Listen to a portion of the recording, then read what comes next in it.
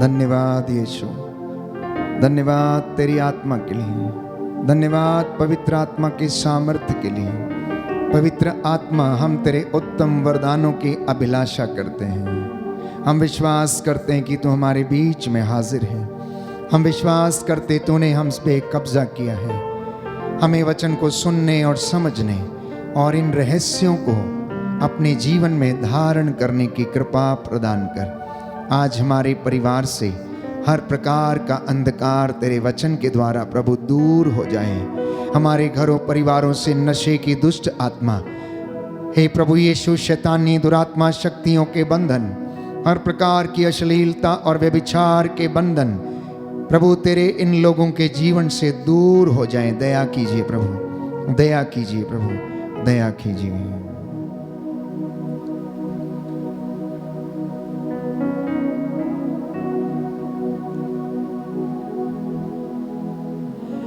प्रियजनों, आज यदि हम समाज में अगर नजर दौड़ाएं, अपने आसपास में यदि आप देखें या अपने भाई बहन की जिंदगी को देखें या अपने बच्चों की जिंदगी पर एक नजर डालें, तो ऐसा महसूस होता है कि हर व्यक्ति अंदर ही अंदर रोता है, कराहता है। कुछ लोग बहुत हंसते हुए दिखते हैं, लेकिन अंदर से बड़े निराश हैं, बड़े टूटे हुए हैं। आज लोग शारीरिक रूप से कम बीमार हैं, आत्मिक और आंतरिक रूप से ज्यादा बीमार हैं। कई लोगों के जीवन में शारीरिक बीमारी नहीं है, लेकिन उनके जीवन में आंतरिक बीमारी है, आत्मिक बीमारी है, और वो इसी तरह अंदर ही अंदर घुटते रहते हैं, कराहते रहते हैं। अब हो सकता है कि उनके जीवन में कोई बंधन हो, प्यार की कमी का बंधन, एक दूसरे से आदर और सम्मान नहीं मिलता है, इसलिए शायद उनके जीवन में कष्ट है या दुख है। रिश्तेदारों या फिर पति पत्नी का आपस में प्रेम नहीं है, वो एक दूसरे का सम्मान नहीं करते हैं, एक दूसरे के साथ उठते बैठते बातचीत नहीं कर पाते हैं, ट्रांसपेरेंसी नहीं है, पारदर्शिता की कमी है, एक दूसरे के साथ खुले विचारों से बातचीत नहीं कर पाते हैं, अपनी बात को दूसरे को समझा नहीं पाते हैं, कुछ छिपाने की कोशिश की जाती है, क्योंकि अन्यत्र कहीं पर हो सकता है गलत रिश्ता है, गलत संबंध है। हो सकता है जीवन में कभी शारीरिक शोषण, मानसिक शोषण या फिर जो दिल पर चोटें लगी हुई हैं, उसके कारण आप अपनी जिंदगी में बहुत ज्यादा दुख महसूस करते हो, बहुत ज्यादा कष्ट महसूस करते हो। इसलिए बच्चे अनायास ही कह देते हैं अपने माता पिता से, आपने हमारे लिए किया ही क्या है? यदि आपने हमें पैदा किया तो आपका फर्ज है कि आप हमारी जरूरतों को पूरा करें। अगर आप हमारे लिए ऐसा कर नहीं सकते तो आप हमें इस धरती पर लाए क्यों? कभी कभी ऐसे शब्द बच्चों के मुख से निकलते हैं जो माता पिता को आहत करते हैं, मां को आहत करते हैं। इतना ही नहीं प्यारे भाइयों और बहनों, कई बार हो सकता है कि इंसान अपने ही लोगों से धोखा खाया हुआ है, अपने दाम्पत्य जीवन में अपनी अर्धांगिनी से या अपने जीवन साथी से धोखा खाया हुआ है, इसलिए उसके जीवन में अशांति है, दुख है, कष्ट है, वो कराहता रहता है, अंदर ही अंदर घुटता रहता है, सोचता रहता है, लेकिन कुछ कर नहीं पाता है। हो सकता है कि दाम्पत्य जीवन में ईमानदारी नहीं है, वफादारी नहीं है, पवित्रता नहीं है, जो रिश्ता प्रभु ने जोड़ा है उसमें पवित्रता नहीं है। हो सकता है आर्थिक तंगी है, हो सकता है बेरोजगारी है, जो आप चाहते हैं लेकिन कर नहीं पाते हैं। आप घर में कोई चीज खरीदना चाहते हैं, आप किसी चीज का आनंद लेना चाहते हैं, सुख भोगना चाहते हैं, लेकिन आपको मिलता नहीं है। हो सकता है आपकी संतान ने आपको धोखा दे दिया है, हो सकता है आपके बच्चों ने आपको मारा, लताड़ा, गाली दिया, घर से बाहर निकाल दिया, आपके ऊपर हाथ उठाया, इसलिए आप बहुत ज्यादा आहत हैं, इसलिए आप दुखी रहते हैं। हो सकता है कि आपने अज्ञानता के कारण, मूर्खता के वश में आकर भ्रूण हत्या कर डाली और उसका दंश आज तक आप अपराध बोध के कारण झेल रहे हैं। और आप जब भी आपको वो याद आता है तो आपका हृदय कराह उठता है कि मैंने ऐसी गलती क्यों की। हो सकता है प्यारे भाइयों और बहनों, आपके मन में अहंकार है, हो सकता है कि मनुष्य के जीवन में क्रोध है, हो सकता है बदले की भावना है, हो सकता है पड़ोसी को नीचा दिखाने की भावना है, हो सकता है कि किसी को मार डालने की ताक में आप रहते हैं, हो सकता है किसी का बुरा करने की सोच में हमेशा आप रहते हैं। ईर्ष्या, लालच, विद्वेष के कारण आप अपने आप को दुखी करते रहते हैं और आप अंदर ही अंदर घुटते रहते हैं। हो सकता है आपने अपने भाई के साथ अन्याय किया है, हो सकता है आपने अपनी पत्नी के साथ अन्याय किया है, हो सकता है कि आपने अपने पति के साथ अन्याय किया है। प्रियजनों, इंसान आज ऐसी परिस्थितियों में जीवन व्यतीत कर रहा है। आज इंसान ऐसे परिवेश से गुजर रहा है, इसलिए उन्हें आंतरिक चंगाई की आवश्यकता है। इन बातों को स्पष्ट करने के लिए मैं एक वचन आपके लिए पढ़ना चाहता हूं जिसे संत पौलुस स्पष्ट करता है, और वह स्पष्ट करके हमें बताता है कि ना केवल सृष्टि करा रही है, परंतु हम भी अंदर ही अंदर कराह रहे हैं। यदि आप वचन पढ़ेंगे रोमियो का पत्र अध्याय 8 पद संख्या 22 में, तो संत पौलुस इस बात को स्पष्ट करता है। रोमियो का पत्र अध्याय 8 पद संख्या 22 और उससे आगे लिखा है, हम जानते हैं कि समस्त सृष्टि अब तक मानो प्रसव पीड़ा में कराहती रही है, और सृष्टि ही नहीं, हम भी भीतर ही भीतर कराहते हैं। कहता है हम भी भीतर ही भीतर कराहते हैं। केवल सृष्टि नहीं कराहती, केवल ये पेड़ पौधे नहीं कराहते जब हम उन्हें काटते हैं या नष्ट करते हैं, केवल ये प्रभु के द्वारा बनाई गई सृष्टि नहीं कराहती, हम भी अंदर ही अंदर रोते रहते हैं, आंसू बहाते रहते हैं। कोई अपने भाग्य को कोसता रहता है, तो कोई अपनी परिस्थिति को कोसता रहता है, तो कोई अपने जीवन में प्यारे भाइयों और बहनों ना जाने कैसे कैसे विचारों से होकर गुजरता है, और कभी ईश्वर को कोसता है, तो कभी अपने भाग्य को, तो कभी अपने माँ बाप को, तो कभी अपने अस्तित्व को, तो कभी अपने जीवन को।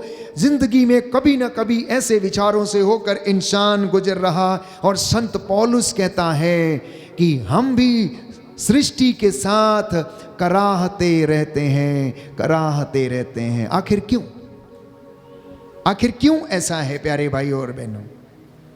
इसको और ज्यादा स्पष्ट करने के लिए संत पौलुस एक और वचन हमें बताता है कि आखिर हमारे इस कराहते रहने का कारण क्या है, दुख हमारे जीवन में जो है उसका कारण क्या है। रोमियो का पत्र अध्याय 7 पद संख्या 19। रोमियो का पत्र अध्याय 7 पद संख्या 19 लिखा है, मैं जो भलाई चाहता हूं वह नहीं कर पाता, बल्कि मैं जो बुराई नहीं चाहता वही कर डालता हूं। किंतु यदि मैं वही करता हूं जिसे मैं नहीं चाहता, तो करता मैं नहीं हूं, बल्कि करता है मुझ में निवास करने वाला पाप। अभी आप पूछेंगे कि यह पाप कहां से आया, और बाइबल इसके विषय में हमें बताती है उत्पत्ति ग्रंथ में कि आदम और हवा के आज्ञा उल्लंघन के कारण पाप इस दुनिया में आया और वह सर्वत्र फैल गया। और संत पौलुस इस बात को स्पष्ट करता है कि पाप का वेतन मृत्यु है। इतना ही नहीं, पवित्र वचन इसके विषय में स्पष्ट करता है कि शैतान की ईर्ष्या के कारण पाप इस दुनिया में आया और पाप का वेतन मृत्यु है, और वह इस संसार में आकर सब मनुष्यों में फैल गई।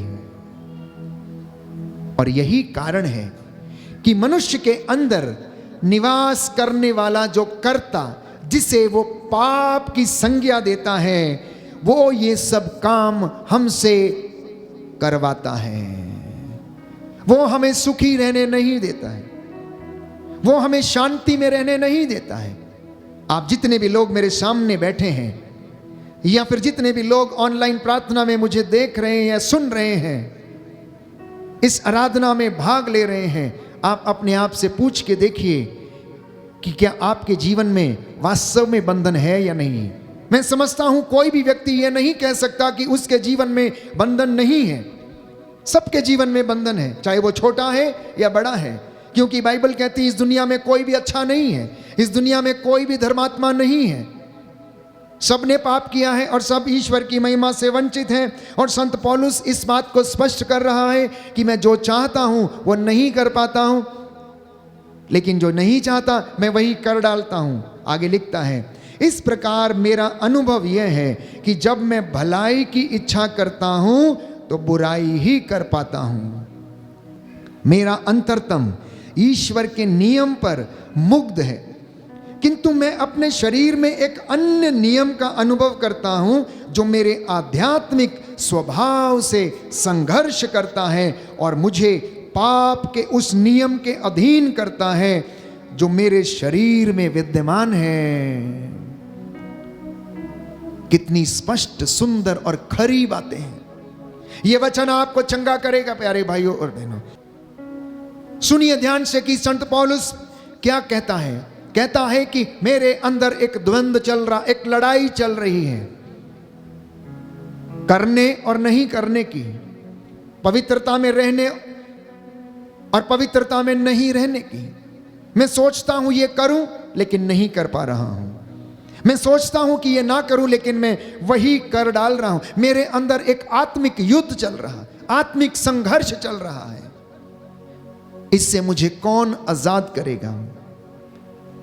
एक व्यभिचारी व्यक्ति हो सकता है वो गलती के कारण उसमें गिर जाता है, लेकिन मन में सोचता है कि उसने अपराध किया है, और यह भी सोचता है कि इस पाप से उसे कौन आजाद करेगा जब वो उसमें फंस जाता है।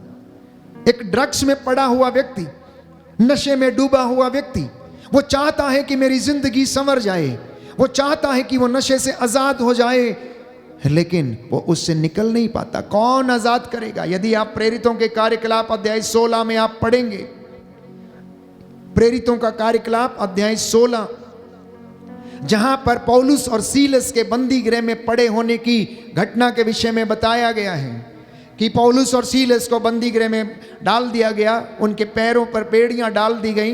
प्रभु का स्वर्गदूत आकर उन्हें छुड़ाता, उनकी बेड़ियों को ढीला कर देता है, और कारापाल यह देखकर प्यारे भाइयों और बहनों आश्चर्यचकित हो जाता, डर जाता, असमंजस में पड़ जाता है कि पौलुस और सीलस वहां से भाग गए हैं। उसे डर लगता है कि कहीं उसे सजा ना हो जाए, वो डरने लगते हैं।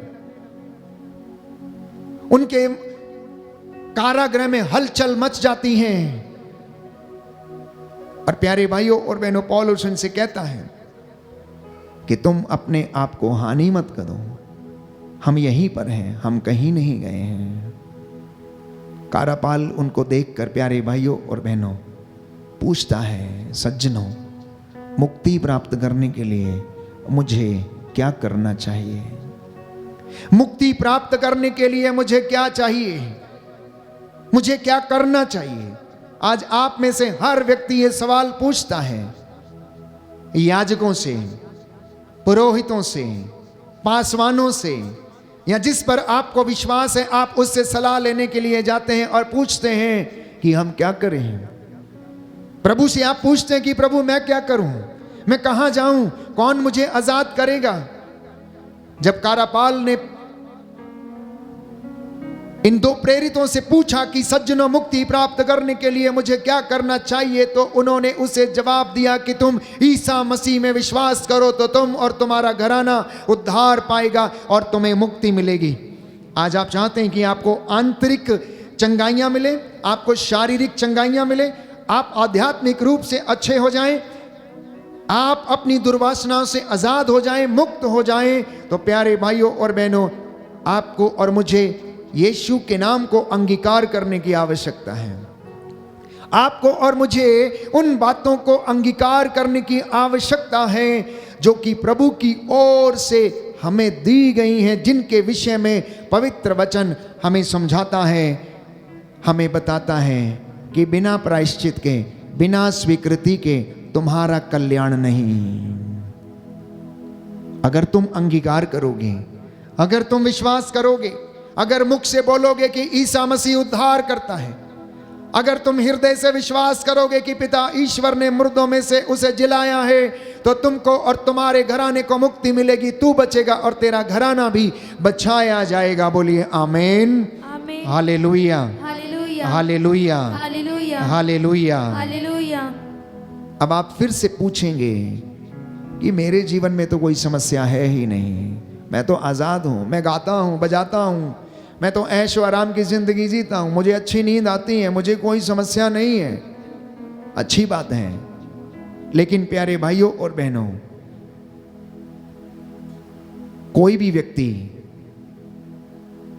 ऐसे अपने जीवन में आज़ाद नहीं है, वो किसी ना किसी बंधन में है। कौन से ऐसे बंधन हो सकते हैं जिनसे आज विश्वासियों को या प्रभु के लोगों को आजाद होने की आवश्यकता है? सबसे पहला बंधन हो सकता है दुष्ट आत्मा का बंधन है, और यह दुष्ट आत्मा के बंधन है ईर्ष्या, क्रोध, पेटूपन, लालच, व्यभिचार, दुर्वासना और ऐसी अनेक प्रकार की बातें जो कि ईश्वर से इंसान को दूर लेकर जाती हैं। हो सकता इंसान के जीवन में ये बंधन हो। जब ये चीजें इंसान की जिंदगी में हैं तो वो प्रार्थना नहीं कर सकता है। कभी कभी साधना के दौरान हम देखते हैं किसी व्यक्ति को पकड़कर जबरदस्ती से उस साधना में लाया जाता है। 4 या 5 लोग उसे पकड़कर लाते हैं, वेदी के सामने बैठाते हैं, लेकिन वो बैठता नहीं, वो सुनना नहीं चाहता, वो वचन को सुन नहीं सकता है, वहां से भागने की कोशिश करता है। कई बार परिवार, प्यारे भाइयों और बहनों, आते हैं लेकिन लंबे समय तक बैठ नहीं पाते हैं। उन्हें लगता है कि ये बहुत ज्यादा लंबी प्रार्थना है, हम कैसे बैठेंगे। ये एक प्रकार का बंधन है, प्रार्थना में नहीं बैठ पाना, वचन को नहीं सुन पाना, क्योंकि अभी तक उनका मन प्रभु में नहीं लगा, उनका अटैचमेंट प्रभु से नहीं हुआ, इसलिए वहां पर उन्हें वो रस महसूस नहीं होता है। हो सकता है नशे का बंधन हो सकता है वचन को नहीं पढ़ना या नहीं सुनने का बंधन हो सकता है व्यभिचार का बंधन हो। और व्यभिचार के बंधन के विषय में प्यारे भाइयों और बहनों, पवित्र बाइबल हमें बताती है, हम पढ़ते हैं, संत पौलुस हमें लिख बताता है कुरिन्थियों के पहले पत्र अध्याय 5 पद संख्या 1 और उससे आगे, कि आप लोगों के बीच में हो रहे व्यभिचार की चर्चा चारों ओर फैल गई है। ऐसा व्यभिचार जो गैर यहूदियों में भी नहीं होता। किसी ने अपने पिता की पत्नी को रख लिया है, तब भी आप घमंड में फूले हुए हैं। आपको शोक मनाना चाहिए, और जिसने यह काम किया है उसका बहिष्कार करना चाहिए था। मैं शरीर से अनुपस्थित होते हुए भी आत्मा से आप लोगों के बीच में हूं।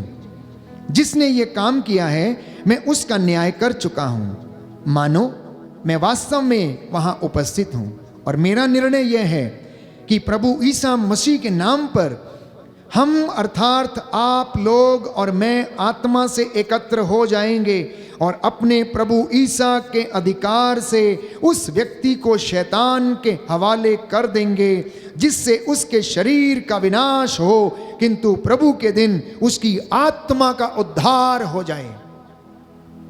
अगर कोई व्यक्ति ऐसी दुर्वासना का शिकार है भी तो उसे प्यारे भाइयों और बहनों प्रभु के अधीन समर्पित करने की कोशिश करें ताकि उसकी आत्मा का उद्धार हो जाए। बाइबल कहती है आप लोगों का आत्म संतोष आपको शोभा नहीं देता।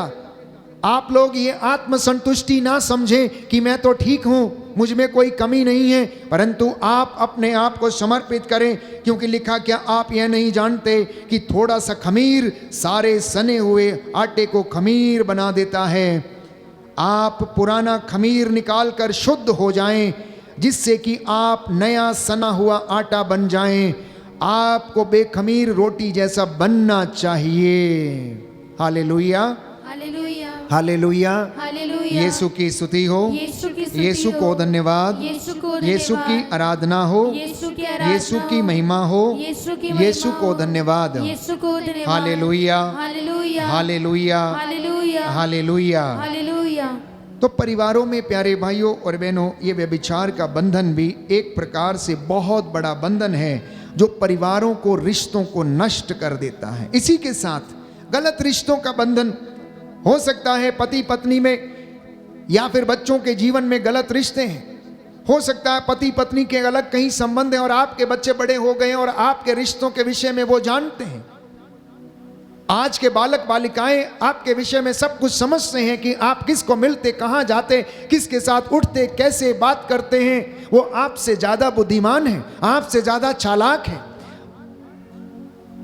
क्योंकि आज दुनिया उनकी हथेली पर है। वो एक छोटा सा मोबाइल जिसके द्वारा वो सब कुछ एक्सेस कर सकते हैं, उसके द्वारा वो सब कुछ समझते हैं। इसलिए माता पिता की जिम्मेदारियां बढ़ गई हैं, पासवानों की, वर्शिपर्स की और याजकों की जिम्मेदारियां बढ़ गई हैं। और याद रखिए प्यारे भाइयों और बहनों, हमारा एडवर्सरी शत्रु शैतान वो हमेशा प्रभु के लोगों पर, विश्वासियों पर नजर गड़ाए रहता है, उनके व्यक्तिगत जीवन पर वो नजर गड़ाए रहता है। और अब जो आंतरिक युद्ध हमारे अंदर चल रहा है वो यही है कि हम जो करना चाहते हैं वो नहीं कर पाते, और जो नहीं करना चाहते हैं हम वही कर डालते हैं। इसी के साथ साथ हो सकता है किसी के जीवन में चोरी का बंधन हो, अंधविश्वास का बंधन हो। आज विश्वासी बहुत जल्दी भटक जाते हैं। हमारी कलीसिया में भी विश्वासी प्यारे भाइयों और बहनों अंधविश्वास के पीछे भागने लगते। आपके घर में कोई भी व्यक्ति आता है और आपसे कह दे कि आपके घर में भूत है, आपके घर में ये है वो है, दुनिया भर की आपको बातें बताता, आप ऐसा करो वैसा करो, और आप प्रभु के वचन को छोड़कर उसकी मनगढ़ंत बातों पर विश्वास करते हैं। प्यारे भाइयों और बहनों, क्या अंधकार बड़ा है या ज्योति बड़ी है? क्या अंधकार बड़ा है या ज्योति बड़ी है? आपका जवाब यही होगा कि ज्योति बड़ी है। क्या खुदा बड़ा है या फिर इब्लीस जो शैतान, जो शत्रु है, वो बड़ा है? क्या सत्य बड़ा है या असत्य बड़ा है? तो जब आप सत्य की आराधना करते हैं, जब आप सत्य की पूजा करते हैं, जब आपने जीवन में सत्य को आधार बनाकर रखा है, तो आप असत्य से क्यों डरते हैं? क्योंकि असत्य की तो कभी विजय होती ही नहीं है। प्यारे भाइयों और बहनों, थोड़ी सी ज्योति पूरा अंधकार मिटा सकती है, लेकिन अंधकार ज्योति को नहीं मिटा सकता है। याद रखिएगा, छोटी सी ज्योति पूरे अंधकार को मिटा सकती, लेकिन अंधकार ज्योति को नहीं मिटा सकता है। ये पावर है प्यारे भाइयों और बहनों हमारे परमेश्वर की, जो दयालु है और हम पर दया करता, और जो हमें मुक्ति प्रदान कर सकता है।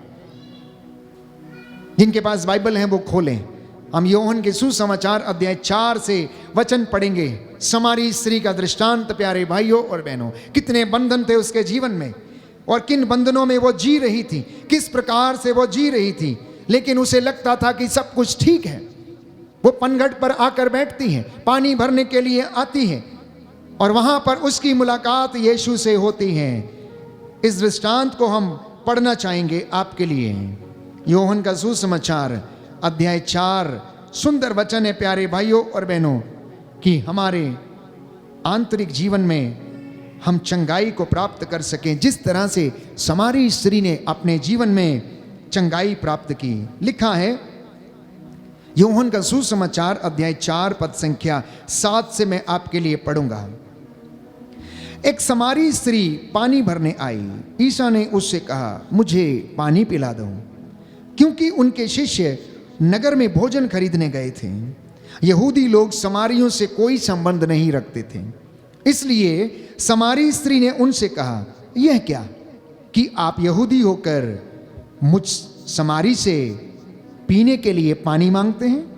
ईसा ने उत्तर दिया, यदि तुम ईश्वर का वरदान पहचानती और यह जानती कि वह कौन है जो तुमसे कहता है मुझे पानी पिला दो, तो तुम उससे मांगती और वह तुम्हें संजीवन जल देता। स्त्री ने उनसे कहा, महोदय, पानी खींचने के लिए आपके पास कुछ भी नहीं है और कुआं गहरा है, तो आपको वह संजीवन जल कहां से मिलेगा? क्या आप हमारे पिता याकूब से भी महान हैं?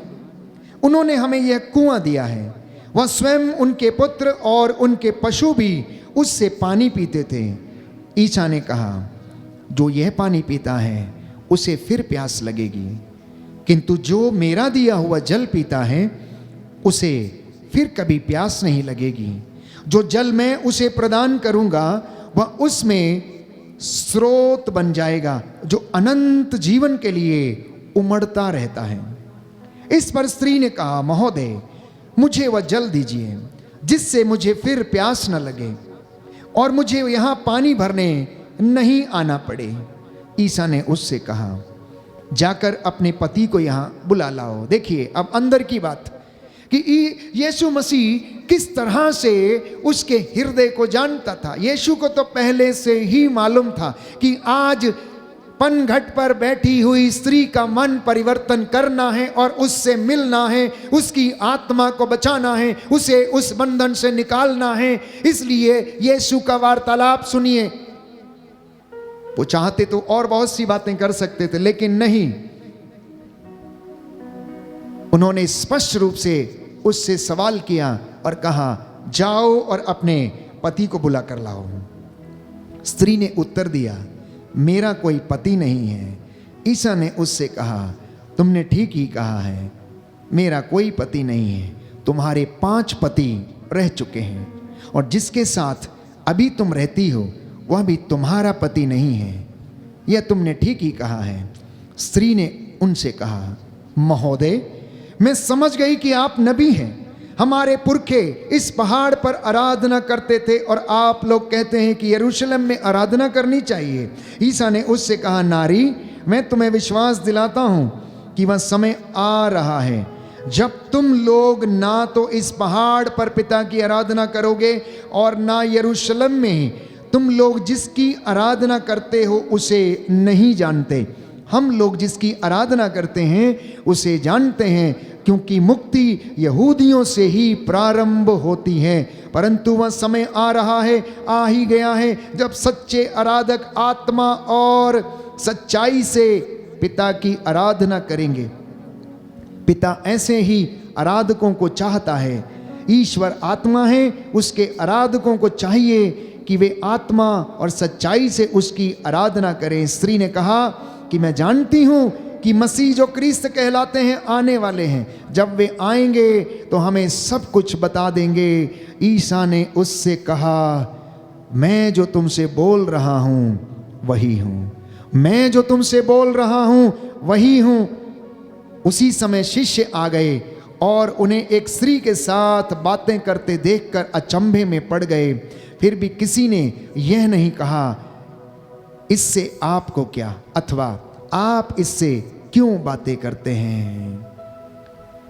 प्यारे भाइयों और बहनों, प्रभु का यह वार्तालाप उस स्त्री के हृदय को टटोलता है, उसके अंदर के अपराध बोध को जगाता है, उसके अंदर छुपी हुई आंतरिक बातों को बाहर निकालता है, उसे मुक्त करने की कोशिश करता है। और जैसे ही ये स्त्री यीशु को पहचान जाती हैं, वो दौड़ कर जाती हैं और गांव में लोगों को जाकर बताती हैं कि आओ आओ हम लोग चलें, क्योंकि हमें एक ऐसा व्यक्ति मिल गया है जिसने मुझे मेरे भूतकाल के विषय में सब कुछ बता दिया है, मेरे जीवन के विषय में सब कुछ बता दिया है। इस पर ईसा ने उनसे कहा, जिसने मुझे भेजा उसकी इच्छा पर चलना और उसका कार्य पूरा करना, यही मेरा भोजन है। और ईसा प्यारे भाइयों और बहनों वही करते गए, वही करते गए। तो हमारे आंतरिक चोटों से, हमारे अपराध बोध से, हमारे पापों से कौन हमें आजाद करता है? एकमात्र व्यक्ति, और वो है ईसा मसीह, जिसके विषय में यिर्मयाह नबी भविष्यवाणी करता है अध्याय 2 में, जब परमेश्वर का वचन ये कहता है कि मेरी प्रजा ने 2 पाप कर डाले हैं, उसने संजीवन जल के झरने को त्याग दिया और अपने लिए ऐसे रसकुंड बनाए हैं जिनमें दरारें हैं, आशीष नहीं रुकती है। आज इंसान की यही हकीकत है। और अब यीशु उस संजीवन जल की बात करते हैं, जिसके विषय में यिर्मयाह नबी के ग्रंथ अध्याय 2 में हमने पढ़ा कि इंसान ने उस संजीवन जल के झरने को, स्रोत को त्याग दिया है, इसलिए उसके जीवन में कष्ट है, चिंता है, परेशानी है, बंधन है, पाप है, अपराध बोध है। वो प्यारे भाइयों और बहनों कराहता रहता है, कराहता रहता है। आप में से बहुत सारे लोग हैं जो किसी न किसी कारणवश अपने घर में रोते रहते हैं, चिल्लाते रहते हैं, कराहते रहते हैं, घुटते रहते हैं। कई बार मैं सुनता हूं काउंसलिंग के दौरान, या फिर आप में से कुछ लोग जो फोन करते हैं कि उन्हें घर में बहुत प्रताड़ित किया जाता है, बहुत मार खानी पड़ती है, गालियां सुननी पड़ती हैं, रिश्ते अच्छे नहीं हैं, कितना भी अच्छा कर लो लेकिन दुख सहना पड़ता है। प्यारे भाइयों और बहनों, ऐसी कई बंधन इंसान की जिंदगी में हैं, और उनमें से मैंने कहा अंधविश्वास, व्यभिचार, नकारात्मकता के बंधन, नेगेटिविटी के बंधन। मैं ये काम नहीं कर सकता, मुझसे नहीं होगा, मैं नहीं कर सकता, मैं नहीं करूंगा।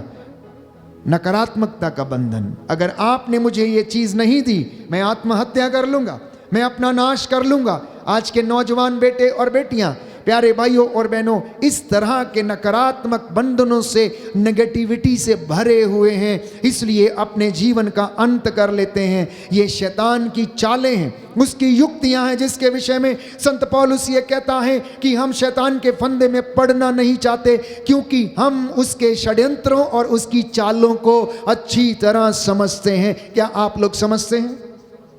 क्या आप लोग समझते हैं शैतान की युक्तियां? क्या आप लोग समझते हैं? क्या उसकी चालें आप लोग समझते हैं? किस तरह से आपको नष्ट करता है? छोटे नौजवान बच्चों को शारीरिक अश्लीलता के द्वारा, व्यभिचार के बंधनों के द्वारा, मोबाइल में पोर्नोग्राफी के द्वारा, और ऐसी तमाम बातें जिनके द्वारा आज वो नौजवान मस्तिष्क को, मानसिकता को बिगाड़ रहा, आपके रिश्तों में जो खलल पैदा करता है, उसके द्वारा वो नष्ट कर देना चाहता है। इंसान कराहता रहता है, अहंकार के वश में है, स्वार्थ के वश में है। इसलिए पिता कभी कभी नशे में डूबा रहता है, बच्चों की चिंता नहीं, पत्नी की चिंता नहीं, जो पैसा कमाता है उससे खुद ही पीता है, घर में लाकर कुछ देता नहीं, भोजन लेकर नहीं आता है, तोड़ फोड़ करता है। ऐसा स्वार्थ प्यारे भाइयों और बहनों उस परिवार को नष्ट किए हुए है, वो अपने विषय में सोचता है। ऐसे ही कई नौजवान बेटे बेटियां अपने मम्मी पापा का ध्यान नहीं रखते, उन्हें केवल अपने जीवन की चिंता है, अपने ऐशो आराम की चिंता है। बुढ़ापे में उन्हें अलग दूर अपने से कर देते हैं। कुछ लोग हीन भावना के शिकार हैं, कुछ लोग जादू टोने के शिकार हैं, तो कुछ लोग तंत्र मंत्र में उलझे हुए हैं और जिंदगी भर कराहते रहते हैं। ठीक वैसे जैसे प्रसव पीड़ा के दौरान स्त्री कराती है और सारा जमाना, सारी दुनिया करा रही है। मैं समझता हूँ ऐसी परिस्थिति में आज शारीरिक चंगाई से ज्यादा इंसान को आंतरिक चंगाई की आवश्यकता है। अपने मनों को शुद्ध करने की आवश्यकता है, अपने विचारों को शुद्ध करने की आवश्यकता है। और मैंने कहा यह कार्य प्रभु यीशु करता है। ये कार्य प्रभु यीशु करता है क्योंकि संजीवन जल का झरना उसके पास है। पनघट पर बैठी समारी स्त्री को उसने आजाद किया, उसके पुरानी जिंदगी से उसे आजाद किया। जैसा कि वचन में लिखा है, यूहन्ना के सुसमाचार अध्याय 8 पद संख्या 36 में हम पढ़ते हैं कि यदि पुत्र तुम्हें स्वतंत्र करेगा तो तुम स्वतंत्र हो जाओगे। बोलिए आमीन, आमीन, हालेलुया, हालेलुया, हालेलुया। हालेलुया। हे प्रभु यीशु, हे प्रभु मैं यीशु, विश्वास करता हूँ मैं विश्वास यदि करता आप हूँ, मुझे स्वतंत्र करेंगे यदि आप मुझे तो मैं स्वतंत्र हो जाऊंगा। तो मैं स्वतंत्र मुझ हो पर दया जाऊंगा। कीजिए, मुझ पर मेरे दया परिवार कीजिए, पर दया कीजिए, मेरे परिवार पर मेरे दया जीवन पर कीजिए, दया कीजिए। मेरे जीवन पर दया हालेलुया, कीजिए। Hallelujah, hallelujah, hallelujah, hallelujah. Hallelujah. और इसी संबंध में प्रभु का वचन यिर्मयाह नबी का ग्रंथ अध्याय 30 पद संख्या 27 हमें बताता है कि प्रभु कहता है, मैं तुम्हारे घावों को भर दूंगा और उन्हें चंगा कर दूंगा। मैं तुम्हारी आंतरिक चोटों से तुम्हें आजाद कर दूंगा। मैं तुम्हारे अपराध बोध से तुम्हें आजाद कर दूंगा। बाइबल हमें बताती है, प्रभु का वचन कहता है, तुम्हारे पापों को, अपराध बोध को तुमसे इतना दूर कर दूंगा जितना पूरब से पश्चिम दूर है। इसलिए प्रियजनों, समर्पित होना, विश्वासियों, प्रभु का वचन सुनना, ये वचन प्यारे भाइयों और बहनों आपकी जिंदगी में एक एक बंधन को मिटा सकता है। इस वचन में इतना सामर्थ्य, बाइबल हमें बताती है कि ये आग है, आग, भस्म कर देने वाली आग। ये हथौड़ा है, जैसे हथौड़ा चट्टान पर पड़ता है उसे चकनाचूर कर देता। अगर आज ये वचन आपने सुने हैं और अगर आपने इन्हें ग्रहण किया है तो वो आपको आपकी हर एक कमजोरी से, बीमारी से ये वचन आज आजाद करेगा। और यीशु ने स्वयं इस बात को स्पष्ट किया। मत्ती के सुसमाचार अध्याय 11 पद संख्या 28 में, थके मांदे, बोझ से दबे हुए लोगों, इसका अर्थ है ए बीमार लोगों, अपराध बोझ से दबे लोगों, कष्ट में और पीड़ा में रहने वाले लोगों, आंतरिक चोटों से घायल लोगों, जो थक चुके हो, हार गए हो, निराशा में हो, आत्महत्या करने की सोचते हो, अब तुम मेरे पास चले आओ, मैं तुम्हें विश्राम दूंगा। क्योंकि वो प्रभु हमें विश्राम देता है, वो प्रभु हमें विश्राम देता है। प्रभु यीशु, उसके लिए कुछ भी असंभव नहीं है।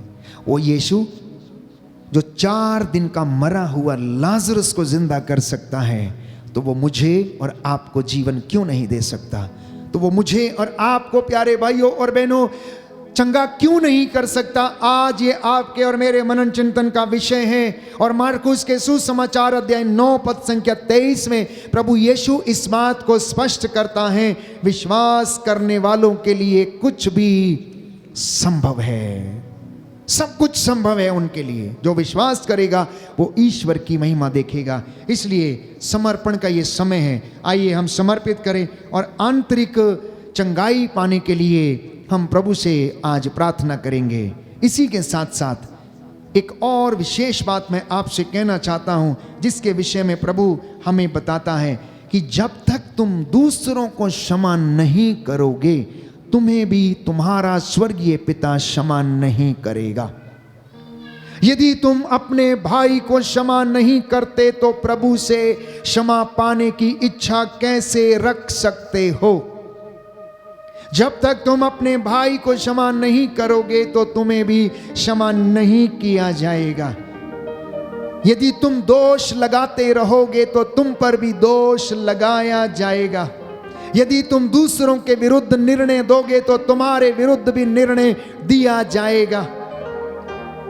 ईसा ने पिता से निवेदन किया, पिता इन्हें क्षमा कर, क्योंकि ये नहीं जानते कि ये क्या करते हैं। इसलिए यीशु ने कहा कि अपने अत्याचारियों के लिए तुम प्रार्थना करो, उनके लिए आशीर्वाद मांगो, आशीर्वाद मांगो, उन्हें अभिशाप मत दे दो। इसलिए पाकमान कलीसिया के लोगों का, लोक धर्मियों का, विश्वासियों का यह कर्तव्य है कि हम प्रभु के नाम पर सभी अत्याचारियों को क्षमा करें और उनके लिए प्रार्थना करें जिनसे आपको शिकायत है, जिन्होंने आपको दुख दिया है, चाहे वो आपके मम्मी पापा हो, भाई बहन हो, रिश्तेदार हो, उनको आप आज क्षमा कर देना प्यारे भाइयों और बहनों, और प्रभु आपको आंतरिक चंगाई प्रदान करेगा।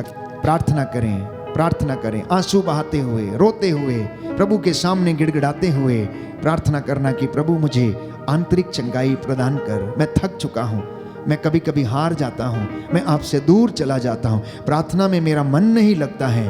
प्रभु मुझ पर दया कर, मैं तेरा अयोग्य दास, हे प्रभु यीशु, मैं तेरे चरणों में इस वक्त हाजिर हूँ, मुझ पर दया कर, मुझ पर दया कर।